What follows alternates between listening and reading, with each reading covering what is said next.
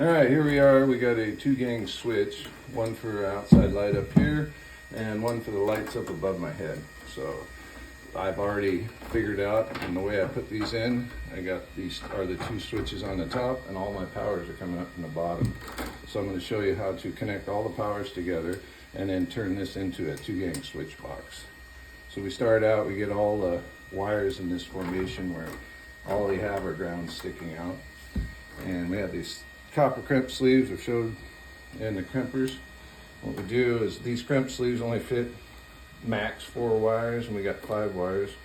We're going to put these together like this, and I'm going to crimp this here, twist it around,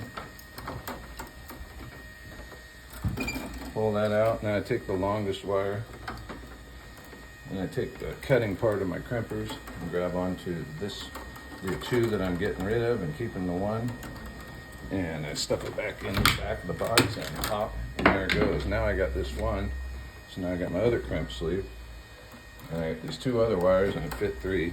You can get bigger crimp sleeves that will hold all 5, but I don't have those right this moment. So now I'm going to do the same thing again, crimp it.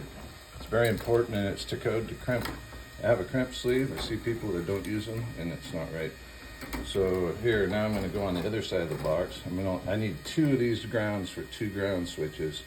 So I'm going to stick this in the other side of the box in the back, pop the wire off. Now I got my 2 grounds.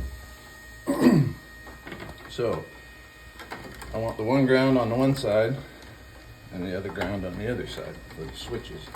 So stick those in the back. Now I got all my 3 powers from different locations that I'm feeding other boxes with. So I'm going to take my neutrals. Actually, my 3 powers I'm going to stick down below and get them out of the way, because all the neutrals are the current path back to the panel. So all your neutrals get tied together. So I'm using wire nuts. The reds will hold up to 5 number 12 wires. Some people don't know that. It says on the box.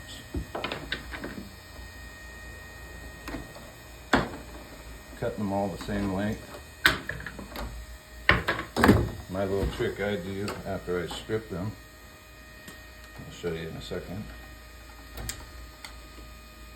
I usually strip about 5/8 off, especially when I'm putting multiple wires in one wire nut.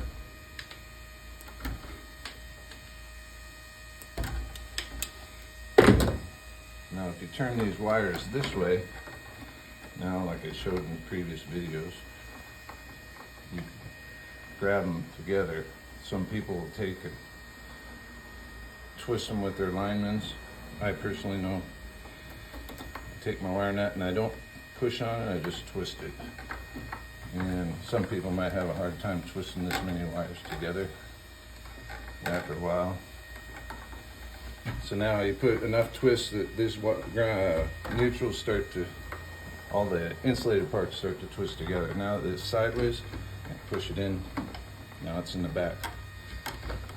So now this is my power coming into the box. These are my power feeds to other outlets down below. This is a small shed, so we're just using 1 circuit. We have to tie these all together and then have 2 powers for our switches. So we start out with about 6 inches from the box.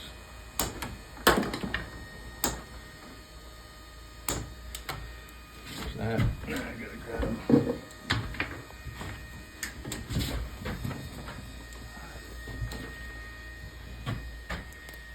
these power wires. Same thing, about 5/8 worth of conductor showing. Same deal here, turn them sideways. Now I'm adding 2 wires onto here because I need 2 powers for both switches. So I get them all lined up so they're equal. I turn my wire nut until it starts to grab. I'm not pushing on the wire nut, I'm just turning it. And it's feeding itself onto the wires. Okay, now that I have these wires,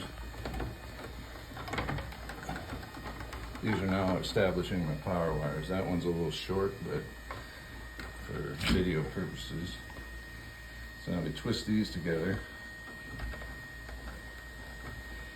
These wires, the longer ones, are the feeds for the lights right here and up above. We twist them around. So now we know which switch legs go with what.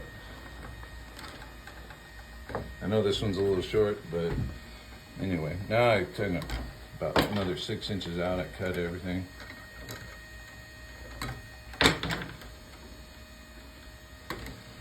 And here's how I fold them up.